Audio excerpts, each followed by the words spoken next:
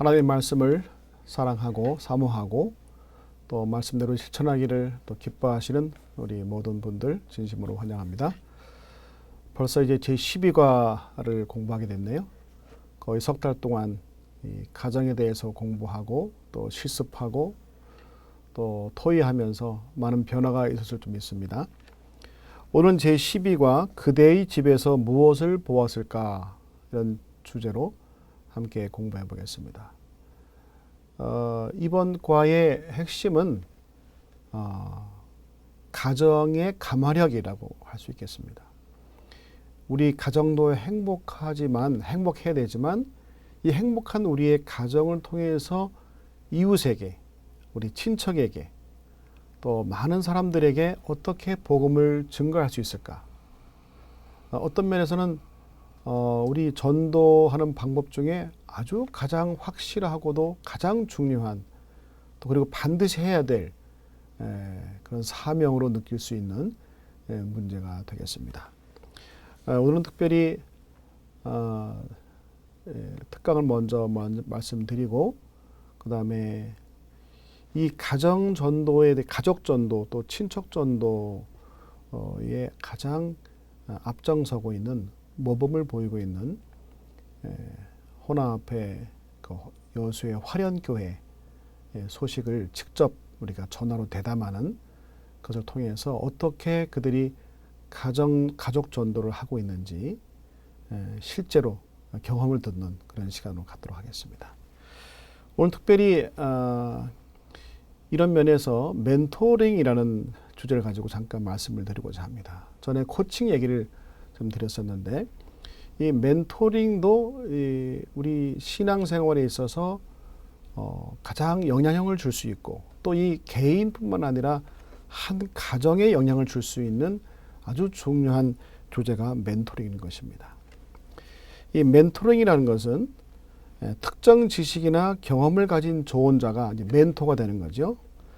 이를 전수받고자 하는 사람, 즉 멘티와 1:1 결연을 맺음으로써 상호 발전을 도모하는 아주 중요한 프로그램입니다. 이것은 요즘 벌써 이 멘토링 프로그램을 통해서 상당한 많은 분야의 그 발전을 가져왔죠.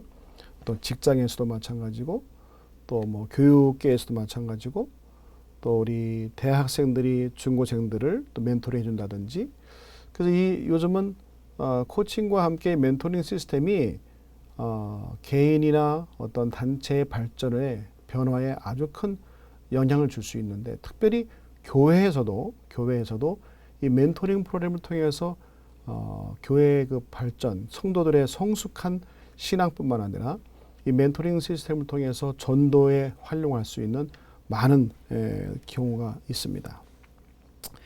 이 멘토링이란 시작은 이 그리스 신화에 나오는 오디세이에서 나왔어요. 오디세이 신화에서 이 전쟁을 하러 나가는 오디세이가 자기의 아들 텔레마쿠스를 자기가 언제 돌아올지 모르니까 혹시 자기가 죽을지도 모르고 그러면 자기 나라의 차기 왕자인 자기 아들 텔레마쿠스를 자기 사랑하는 친구, 존경하는 친구에게 맡기고 나갑니다.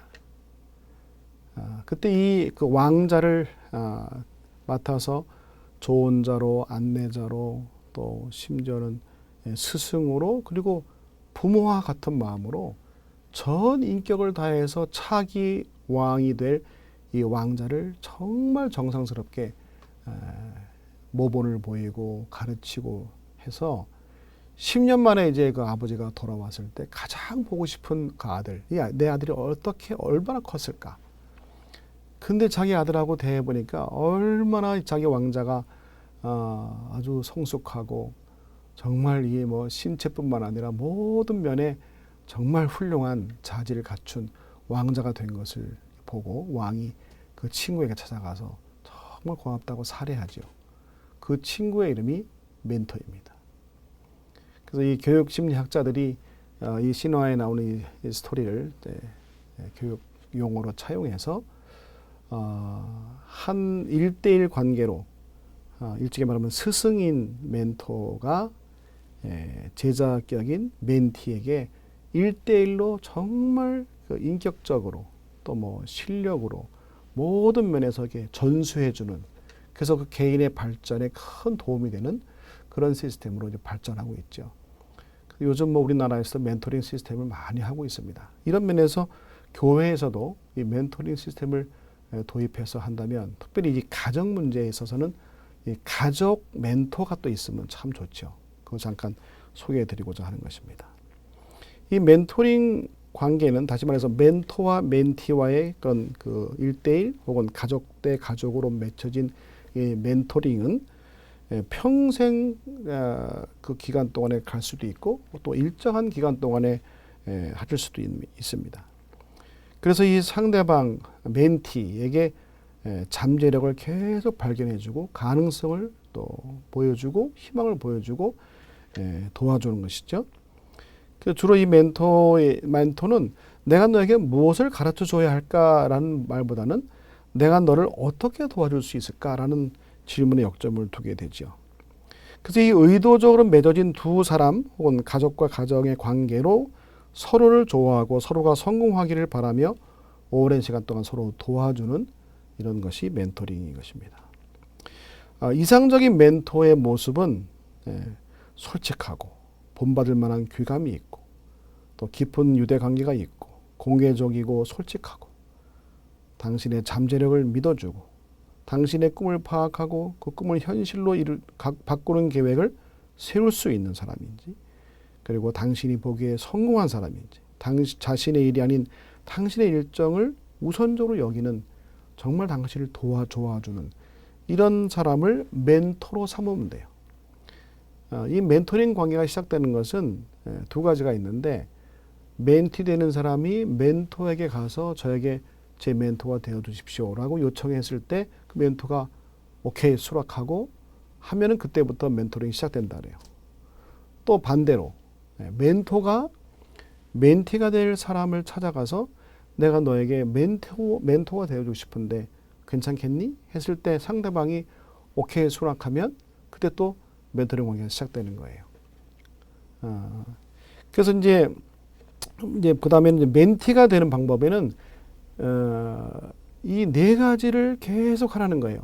자기의 멘토에게 어떤 일을 가르쳐주고 뭔가 새로운 방법을 가르쳐주고 뭔가 인생에 큰 도움이 될 수 있는 조언을 해준다면 멘티가 해야 될 일은 그때마다 자주자주 그 멘토에게 존경을 표시하고 감사를 표시하고 깊이 생각하고 그 멘토를 사랑하는, 이래야 멘토링 관계가 효과적으로 지속될 수 있다 이렇게 되는 것입니다.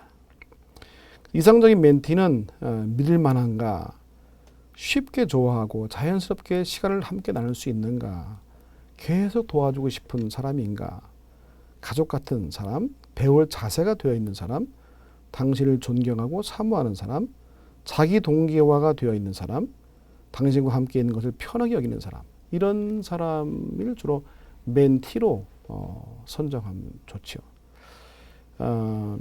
뛰어난 멘토가 되는 방법에는요, 사랑하고 격려하고 그리고 솔직해지고 당신의 동기를 계속 점검해주고 그리고 긴장을 풀고 편하게 대하라는 얘기입니다.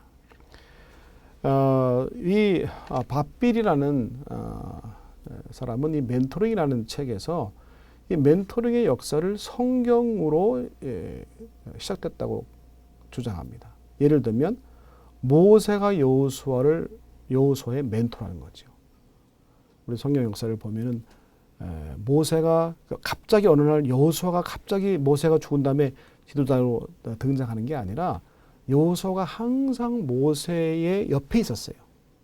다시 말해서 모세가 여호수아를 끊임없이 멘토링 해줬다는 것이죠.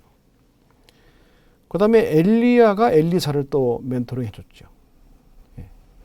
또 신약에 가서는 바나바가 바울을 또 멘토링 했어요.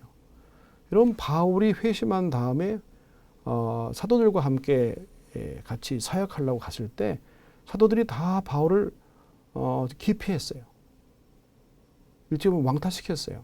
어떻게 저 사람이 그리스도를 핍박했던 사람이 우리와 함께해? 이럴 때 바나바가 사도들 앞에 가서 정말 바울을 잘 이야기 설득해 줍니다. 그래서 이 바나바가 바나바 없었으면 바울은 사도가 되기 힘들었어요. 나중에 이 안디옥 교회가 크게 부흥했을 때 사도들이 바나바를 그 안디옥에 파송했을 때 바나바는 딱 상황을 보고 이건 나 혼자 할 게 아니다 싶어서 다소에서 고향에 가서 은둔에 있는 바울을 찾아가서 함께 설득해갖고 나랑 같이 사역하자. 그래서 바울을 데리고 안디옥에 가서 1년 동안 열심히 전도한 결과 안디옥 교회가 더 부흥하게 되고 그리고 안디옥 교회가 바나바와 바울을 안수해서 선교 여행을 하죠. 그래서 이 바울에게 있어서는 정말 절대적인 멘토가 바나바인 것입니다. 이렇게 멘토링을 받은 바울은 또 디모데를 또 멘토링 해주죠. 이렇게 해서 이 멘토링의 역사가 결국은 성경으로 올라간다는 거예요. 자, 그렇다면 최초의 멘토는 누굴까요? 그것은 바로 하나님이십니다. 이 하나님은 최초의 모델, 멘토의 모델입니다.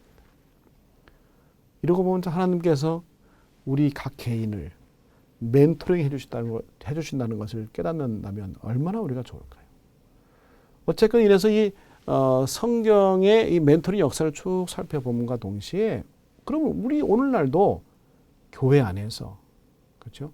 개인과 개인이 혹은 훌륭한 가족들, 행복한 가족들이 또 새로운 신혼부부 가족 멘토가 될 수도 있고 이런 멘토링 관계가 잘 이루어진다면 우리 삶이 얼마나 달라지겠고 또 우리 교회가 얼마나 또 화목하고 부흥하고 건강한 가정으로 만들 수 있을지를 생각해 보는 것입니다. 교회에서 멘토링을 할 때 몇 가지 지침이 있는데 그것은 비밀성이 보장되어야 돼요. 그래서 꼭 이렇게 드러내놓고 막 하는 것보다는 개인 대 개인이 하는 것이 가장 이상적이죠. 그럴 때 비밀성이 반드시 보장되어야 돼요.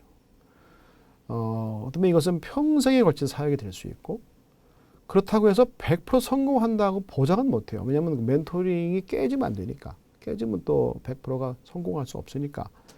어쨌건 이런 시스템을 잘 도입해서 모든 그 멘토링 관계가 성공적으로 가면 참 좋지요. 또 이것은 그룹 활동이 아닌 1대1 사역이고 어떤 이벤트성 행사가 아니라 정말 중요한 하나의 과정이라고 생각할 수 있고 화려한 프로그램이 아니라 조용한 활동이라는 것입니다. 이 멘토링은 막 이렇게 뭐 광고하고 홍보해서 누가 누구의 멘토이다 이런 것을 이렇게 막 드러나는 것보다는 아주 조용히 그러면서도 차근차근 변화를 이끌어주는 멘토링이 되어야 할 것입니다. 주의할 점이 있는데 이성 간의 멘토링은 원칙적으로 금지합니다. 그 다음에 크리스찬이 아닌 멘토도 우리 교회 안에서는 굳이 할 필요가 없죠. 신앙관이 다른 사람이 물론 이제 직업에 따른 멘토는 구할 수 있어요. 그러나 일반적으로 교회 안에서는 크리스찬인 멘토링이 훨씬 안전하죠. 그 다음에 비현실적인 기대라는 것은 너무 과대 요구, 이렇게 정상적이지 않은 정말 멘토가 멘티에게도 마찬가지지만 멘티가 또 멘토에게 너무 그 과도한 어떤 기대를 한다는 것은 또 멘토링을 또 해칠 수가 있습니다. 멘토링의 유익이 많이 있죠. 멘토와 멘티 간의 멘토링을 통해서 멘티가 직접적인 유익을 많이 얻을 수 있고 안정감을 누릴 수 있고 또 멘티의 자아상에 큰 변화를 줄 수 있죠. 만약에 자존감이 너무 떨어져 있는 그 멘티를 멘토가 정말 사랑으로 격려해주고 그를 잘 지도해준다면 이 멘티에게서는 정말 훌륭한 스승을 만나게 되는 거죠. 미국의 최근에 어떤 조사에 미국 역사에 많은 사람들에게 아주 지대한 영향력을 준 사람들 150명을 선정을 해서 그 사람들이 어떻게 그렇게 성공하게 되었을까를 살펴보니까 그들의 그 가정 환경이나 그 백그라운드 배경이 그런 상황에서는 도무지 성공할 수 없는 환경이라는 거예요. 대부분 사람들이. 근데 어떻게 그렇게 성공할 수 있었을까? 뭐 사생아로 출생해서 수많은 역경과 뭐 어떤 사람은 성폭행 당하고 그래서 완전히 뭐 그 버려진 그런 상태에 있던 사람이 놀라운 영향력을 끼치는 정말 전 미국 사람들에게 전 세계적으로 유명한 사람이 되는 경우가 있고 그 사람의 그걸 다 이런 상황에서 어떻게 성공할 수 있었을까를 살펴봤더니 모든 그 사람들의 공통적인 단 하나의 특징이 있었다는 거예요. 그게 뭐냐면 그 사람들에게는 멘토가 한 명 이상 있었다는 것입니다. 그만큼 멘토링이 큰 영향을 주는 거예요. 자, 그럼 교회에서 멘토링을 시작하려면 어떤 단계를 거쳐야 할까요? 제일 먼저 그 교회 목회자와 재직회에 이런 멘토링 시스템을 함께 우리 시작해보자고 알려줄 수 있고 정식 교회의 교리를 얻고 시작하는 게 제일 좋겠죠. 그 다음에 이 멘토링 모든 프로그램을 총 지도할 지도자를 정하는 것이 필요하겠고 그 다음에 그 지도자는 또 이 멘토링을 함께 사역할 관심 있는 사람들로 운영위원회를 또 뭐 소수 운영위원회를 구성하는 게 좋겠죠. 그 다음에 멘토나 멘티들의 목록을 또 우리가 찾아야 되는 것입니다. 우리 교회 내에서 우리 수많은 멘토들이 있을 텐데 이 멘티가 있을 텐데 멘티들에게 어떻게 멘토를 해줄 수 있을까? 좋은 멘토는 누굴까? 하면서 멘토가 될 만한 사람을 찾는 거예요. 그 이름을 좀 정하고 그 사람들에게 멘토가 될 수 있는지 먼저 또 의사도 물어보고 처음부터 많은 사람 할 필요 없어요. 작게 시작하는 게 제일 좋아요. 또 멘티들에게도 또 멘티를 또 구하는 것도 좋아요. 혹시 여러분 멘토링 시스템이 있는데 멘티가 되어서 좋은 멘토들에게 멘토링 받고 싶은 사람을 뭐 지원받을 수 있겠죠.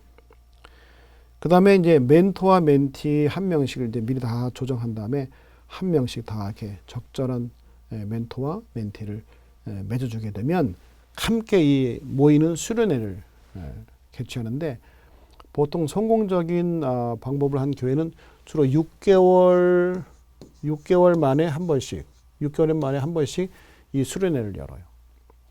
그래서 이 수련회를 열게 되면 전체 멘토와 멘티 전체가 모여서 지난 6개월 동안에 있었던 아주 중요한 변화들, 그런 사례가 있으면 경험담을 발표하게 하고 멘토도 발표하고 멘티도 발표하고 그 다음에 또 이제 따로 멘토끼리 따로 모여서 또 우리가 지난 6개월 동안 내가 이런 방법을 썼더니 이런 사례가 성공적인 사례가 있다라고 서로 성공 사례를 발표하고 뭐 실패도 괜찮아요. 실패 사례를 얘기하면서 이런 것을 하면 안 되겠다든지 이런 경험담을 서로가 멘토끼리 나누기도 하고 그다음에 또 멘티끼리 따로 모여서 나는 지난 6개월 동안 우리 멘토에게 이렇게 멘토링을 받았는데 나 이렇게 변화가 왔다.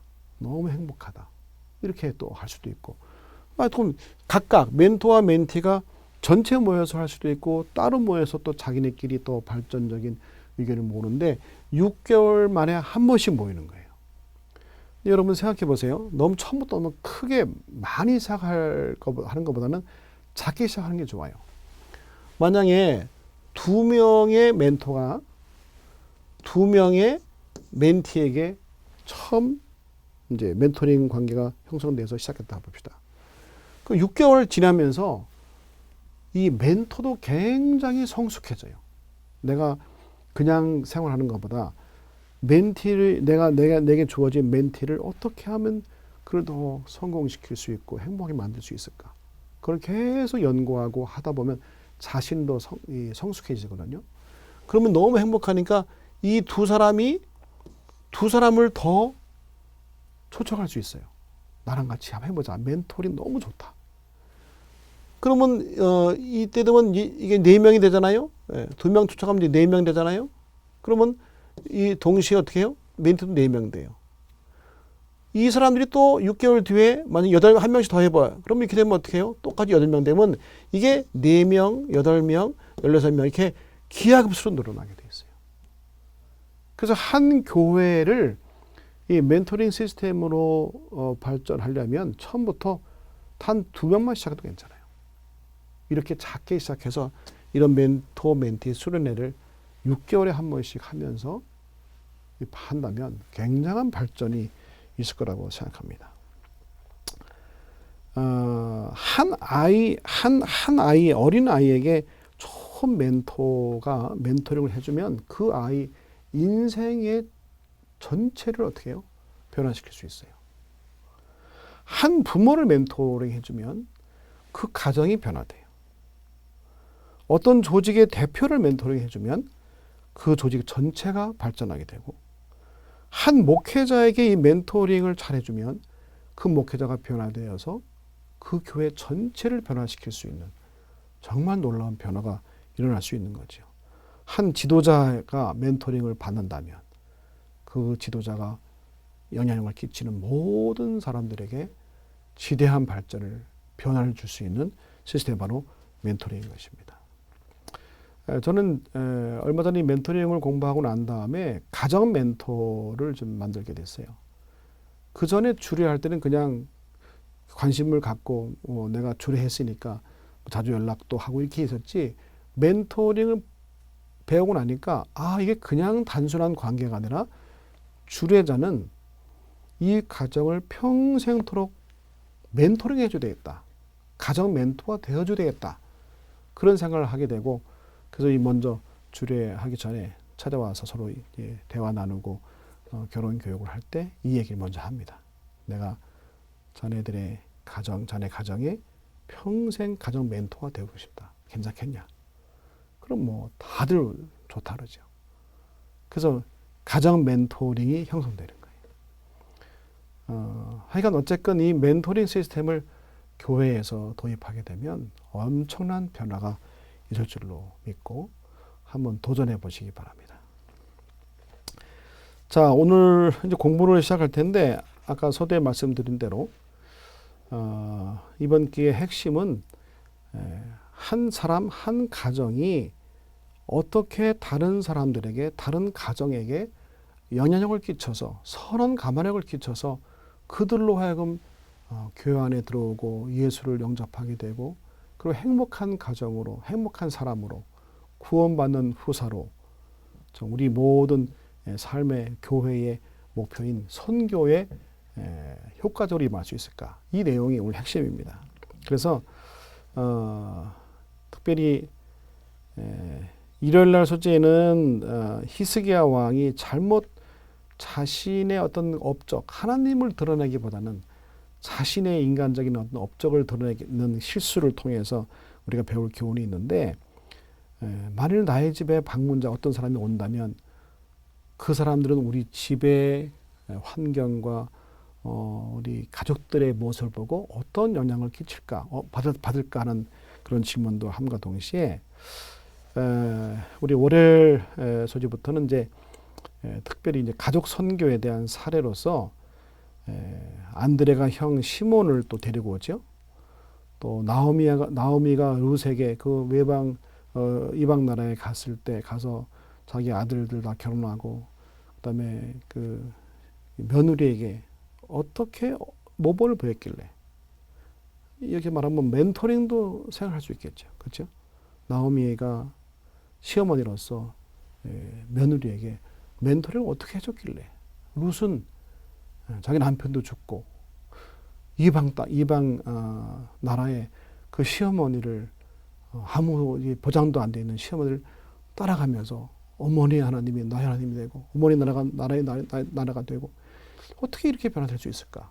이런 좋은 사례를 우리가 공부를 통해서 알 수 있겠고, 가족을 위한 중보기도는 어떻게 할 것인가, 이런 많은 사례들이 있는데 시간이 많지 않아서 오늘은 화련교회 여수 화련교회의 이 가족 선교에 대한 아주 이 모범적인 사례들이 있어서 이분들과 함께 전화 인터뷰를 좀 직접 하도록 하겠습니다.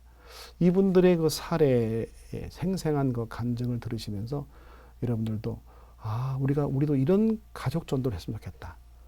내 개인이나 우리 가족이나 그래서 우리 교회가 크게 부흥하는 정말 내 주변에 있는 많은 사람들을 예수님께 인도하는 좋은 선교의 사례가 되기를 바라겠습니다.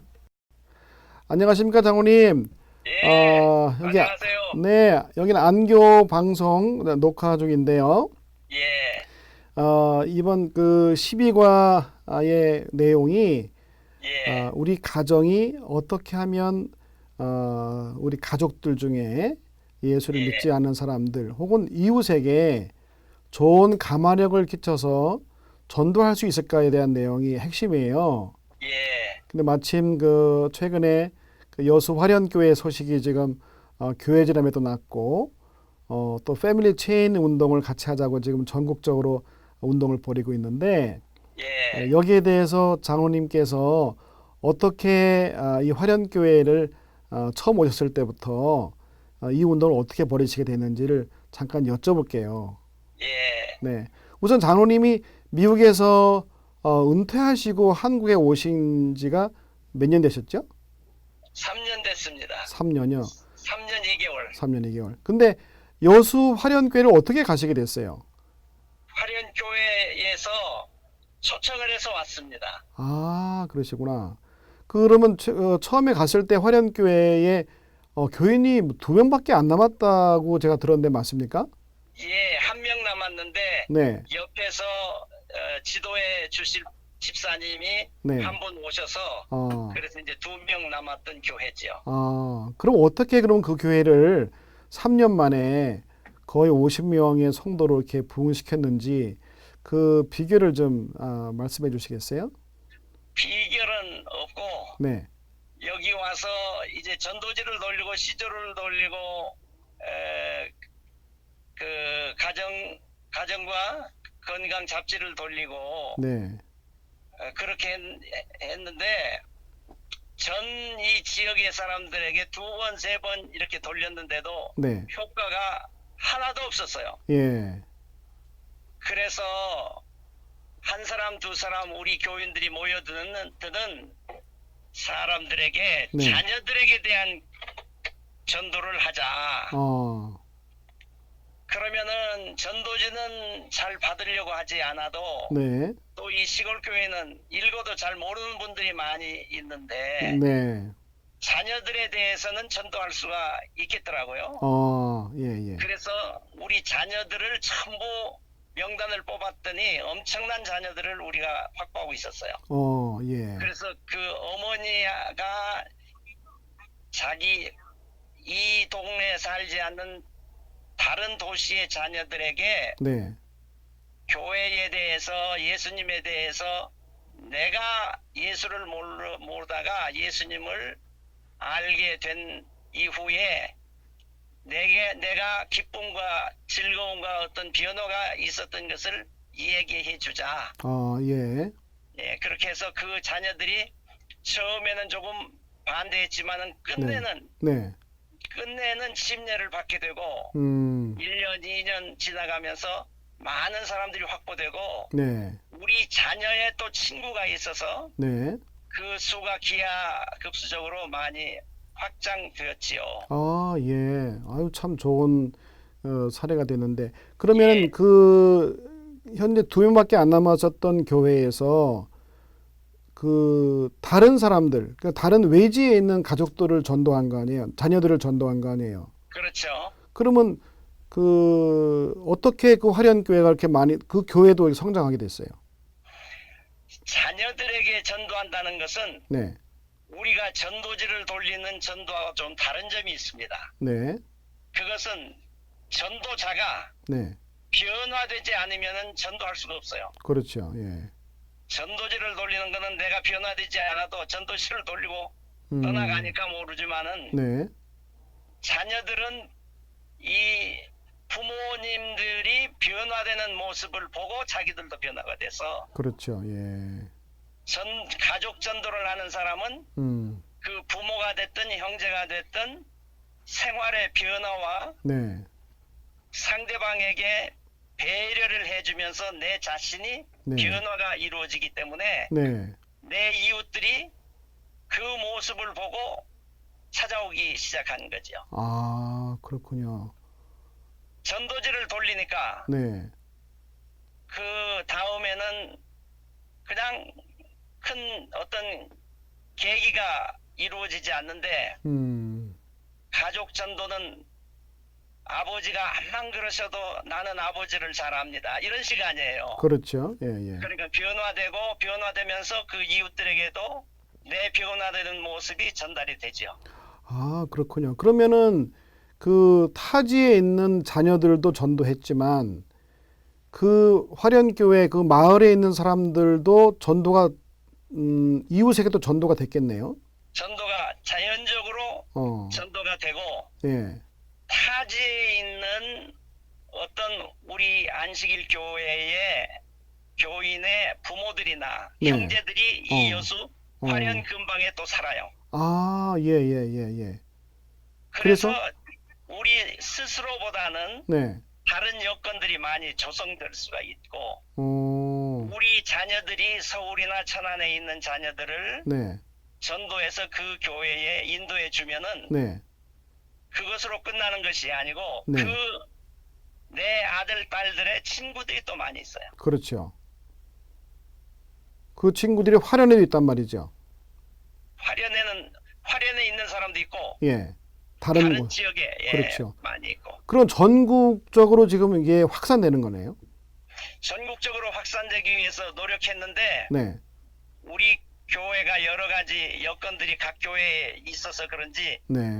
호응도가 조금 적었던 것 같아요. 아, 그랬군요. 그런데 이런 하드웨어는 어려운 게 아니고 네, 이거를 소프트웨어를 어떻게 실현시키느냐 하는 그것이 중요한 문제라고 봅니다. 네, 네, 그래서 삼육대 학생들이나 네, 고등학생들이나 이런 사람들이 네, 이 각 교회 현재의 음, 600 몇십 개 교회하고 네, 또 목회자가 없는 나머지 200 몇 개의 교회 네, 네, 이 교회에 방학 때라든지 네, 특별한 계기로 계속해서 교인들에게 이것을 주지시키고 네, 그 교인들의 자녀들과 형제와 친척들의 명단을 확보해 나가면은 네, 첫째는 전도해서 좋고 그렇죠. 네, 둘째는 서적을 전도하는 것보다는 네, 내 가족들에게 전도하기 위해서 내가 변화되는 모습을 스스로 깨닫게 돼요. 그러니까 생활로 보여주는 거죠. 그렇죠. 네, 생활로 삶으로 보여주는 거죠. 그거야말로 가장 확실한 전도가 되겠죠. 네. 지금은 한 성도들님이 한 50명 모이십니까? 48명이 48명. 그 명단이 있는데 네, 한 4-5명이 왔다 갔다 하는 분들이고 네, 이번에 전도회를 해서 네. 32명이 이 교회 전도회에 참석하겠다고 확답을 받았는데 네. 21명만 전도회에 참석했어요. 21명 만이 아니라 21명도 많이 참석한 거죠. 32명의 참가 의사를 표한 사람들 중에 21명이 온 거 아니에요. 예, 21명이 와서 네, 이제 우리가 성경통신학교를 네, 들고 그 네. 사람들에게 가르쳐서 네. 2달 후에 우리가 침례자 목표가 15명 내지 20명을 목표로 하고 있습니다. 아유, 참 감사합니다. 근데 전에 최근에 이 소식이 지회를 통해서 대총회까지 전달되어서 비디오로 녹화돼 갖고 전 세계에 좀 파급된단 말이 있는데 그건 어떻게 된 거죠? 그거는 지회에서 경영하는 것이라서 잘 모르겠고 네, 지난번에 우리 대총회장님이 여기 지회에 오셔서 전진 대회에서 예, 하신 말씀의 내용이 이 내용이에요. 가족들과 그래요? 형제들에게 복음을 전하자. 그러면 이 내용을 아시고 이렇게 말씀하셨나 보죠? 아니요, 이 내용을 알고 하는 것이 그냥 말씀하셨는데. 네, 하다 보니까 대총회장님의 네. 견해하고 예. 맞습니다. 예. 하여간 너무 감사드리고요. 그러면 제가 두 분 추천해 주신 두 분 집사님과 또 나눌 텐데 백합심 집사님과 박지리 집사님 맞습니까? 예, 맞습니다. 그럼 두 분에게도 경험담을 한번 직접 한번 들어보도록 하겠습니다. 아무쪼록 예, 백합심 집사님은 네, 52년 동안 청년 때 교회 나오다가 52년 동안 교회 안 나오시다가 3년 전부터 이제 교회를 나오시는데 네, 자녀들이 전부 15명이 있습니다. 손자까지 전부. 예, 며느리, 아들, 딸 네, 며느리까지. 네, 예, 예, 그런데 지금 2명이 2주일 전에 침례를 받았어요. 그렇군요. 예, 그리고 나머지 몇 분들이 이제 네, 우리 교회에서 침례를 받을 것이고, 예. 예, 그리고 박지리 집사님은요? 박지리 집사님은 자녀들이 천안에 있는데 네, 그분들이 침례를 받겠다고 말을 했어요. 네, 사위가. 네, 네, 그래서 이제 성경통신학교를 공부시키고 네. 2달 후에 침례를 주려고 합니다. 예. 그럼 제가 두 분들에게도 각각 전화 인터뷰를 좀 할게요. 하여간, 감사합니다. 하여간 장로님 수고 많으시고 또 화련교회가 더욱 발전해서 하나님께서 기뻐하시는 교회 되길 바랍니다. 감사합니다. 감사합니다. 네, 예. 네.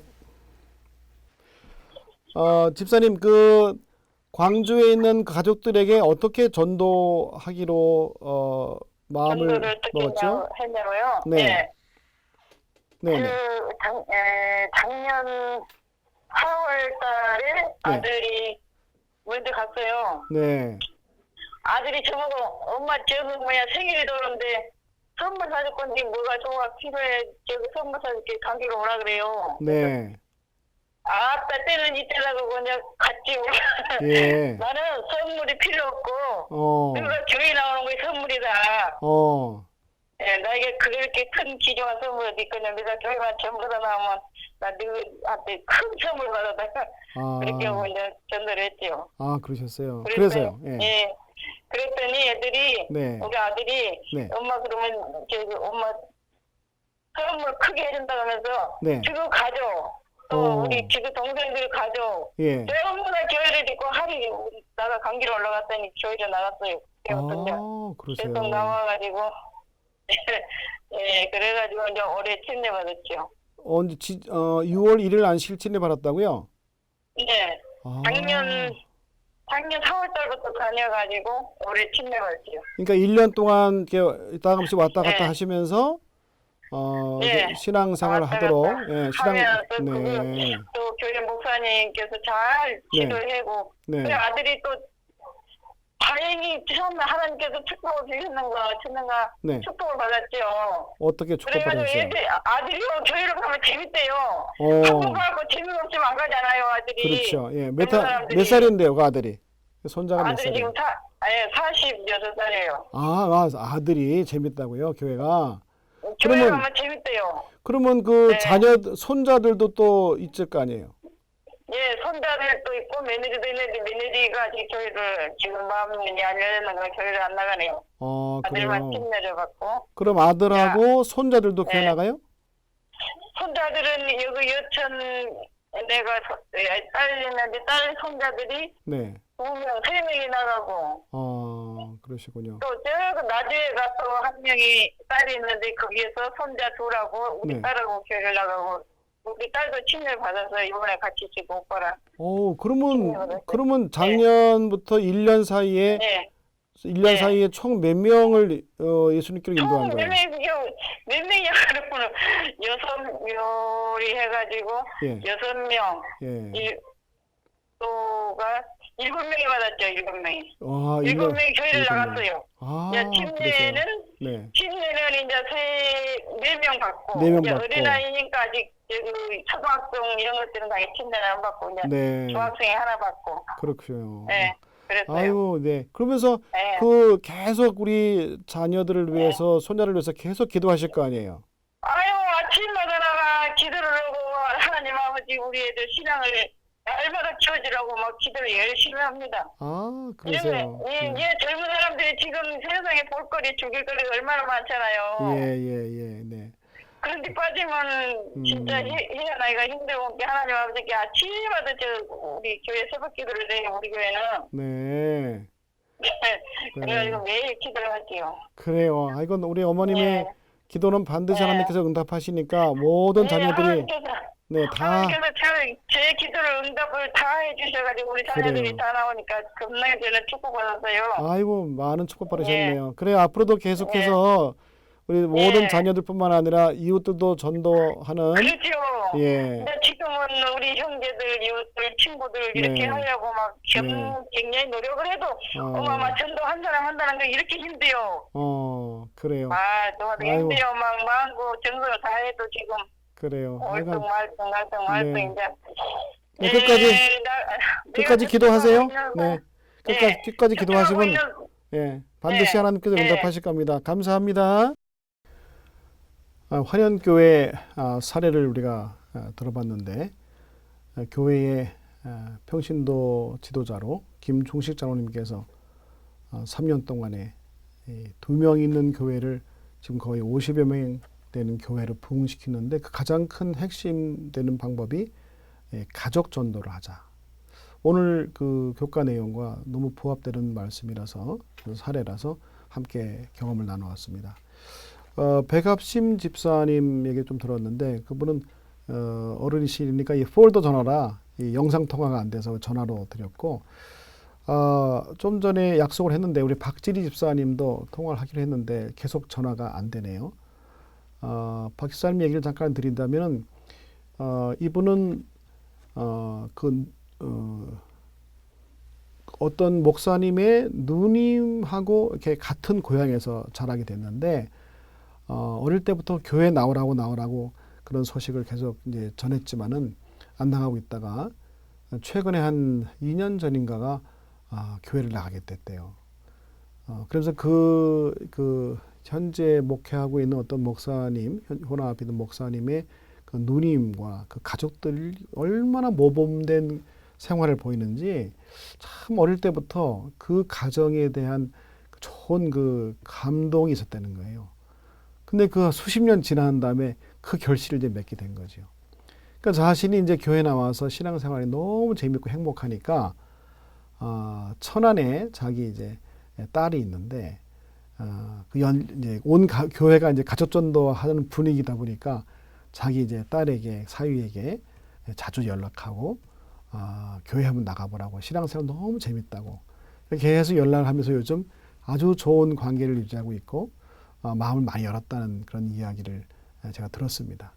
어쨌건 이 가족 전도 정말 자녀 전도뿐만 아니라 또 형제들 또 뭐 친척들 이런 사람 가까이 있는 사람들에게 전도하는 것이야말로 가장 힘들면서도 가장 확실한 거예요.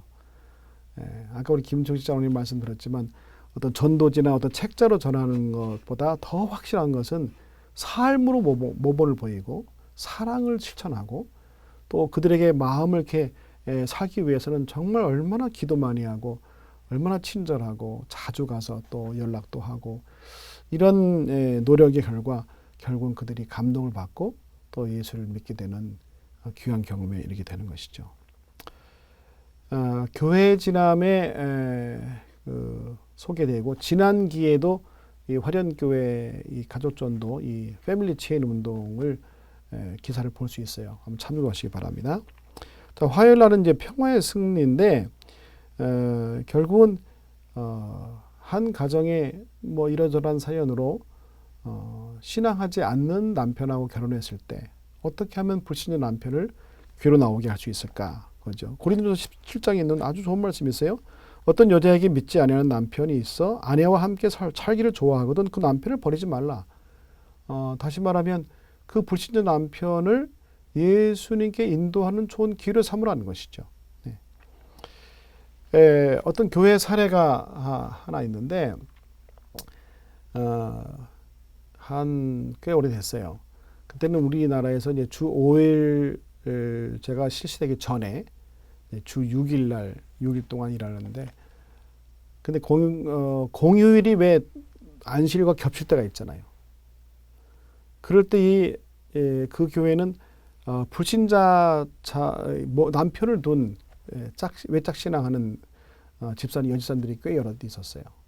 근데 이 목사님이 늘 그 불신자 남편들 어떻게 하면 인도할까를 고심하다가 그 마침 공휴일이 안식일 겹치는 그날에 그 집사님들 몇 명에게 그 불신자 남편을 둔 집사님들에게 이번 안식일은 교회 오지 말고 집에서 정말 남편을 선교하는 가장 좋은 전도의 기회로 삼자라고 이제 작전을 짠 거예요. 예.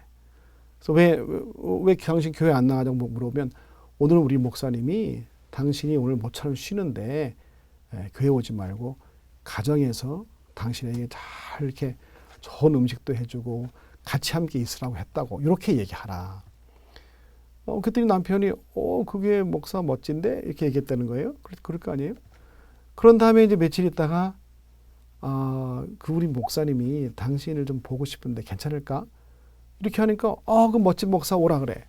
그래갖고 그 목사님이 그 남편을 만나게 되고 집에 가서 대화를 나누는데 이미 이 남편의 마음속에는 그 목사에 대한 그 교회에 대한 좋은 고마운 마음이 있는 거예요. 마음이 열려 있는 거예요. 그렇게 접촉이 돼갖고 그 여러 불신자 남편들이 다 교회에 나오는 역사가 일어난 교회를 제가 알고 있어요. 참 좋은 사례라고 생각합니다. 수요일 날 같은 내용들입니다. 복음을 전하는 가정. 가정은 가장 좋은 선교지라는 것이죠. 목요일에 보면 비슷한 말이에요. 전염성 있는 우정의 중심지다 그랬는데 이 1000번의 기도와 100번의 만남 이런 책이 있어요. 얇은 책인데 한 영혼을 구원하기 위해서 1000번 기도하고 100번을 만났다는 얘기예요.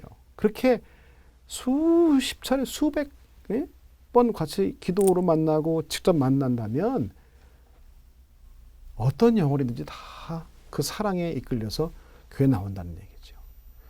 우리 개인이나 우리 가정이 그런 역할을 하면 얼마나 좋을까요? 성경에도 보면은 아브라함과 사라의 그 가정은 정말 손님 접대하는데 아주 앞장선 가정이죠. 얼마나 이 신앙심이 깊고 사람들을 사랑했으면 지나가는 나그네를 다 데려다가 접대하지 않습니까? 그래서 천사까지 또 대접하기도 하고 리브가와 그의 가정은 또 어떤 경험이 있어요? 아브라함이 그 자기 아들 이삭의 이제 그 며느리를 이삭의 아내를 구하기 위해서 종을 보내잖아요. 그 이 종이 기도를 하지 않습니까? 내가 혹시 약대들에게 누군가 물을 달라고 했을 때 물을 떠주고 나에게도 물 주고 약대에게 다 물을 나눠주는 그런 사람이 있으면 그 사람을 하나님께서 배정하신 아내로 삼겠다고. 그렇게 했을 때 리브가가 그 가족들이 얼마나 환대했어요. 결국은 아브라함의 며느리가 되죠. 삭개오. 이 삭개오의 경우는 조금 차이가 있긴 있지만은 자신의 가정에 예수님을 영접하는 그런 놀라운 또 특권을 누리게 되지 않습니까?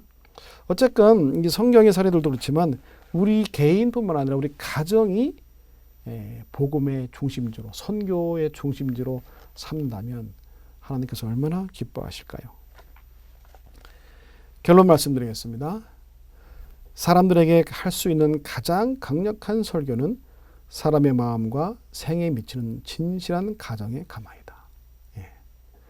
하나님께서 우리 개인도 부르셨지만 우리 가정을 부르셔서 복음으로 변화시키시고 온 가정이 예수님 중심으로 행복한 천국의 가정을 이룬다면 우리 개인들도 행복하지만 우리 가정을 통해서 많은 이웃들에게 우리 친구들에게 또 우리 친척들에게 또 예수를 알지 못하는 우리 가족들에게 복음을 전하는 가장 강력한 수단으로 삼아 주실 걸로 믿습니다. 멘토링과 함께 우리 개인 대 개인이 되지만 한 가정이 또 다른 가정을 멘토링 삼는 또 이런 과정을 통해서 하나님께서 기뻐하시는 우리 모두가 됐으면 참 좋겠습니다. 감사합니다.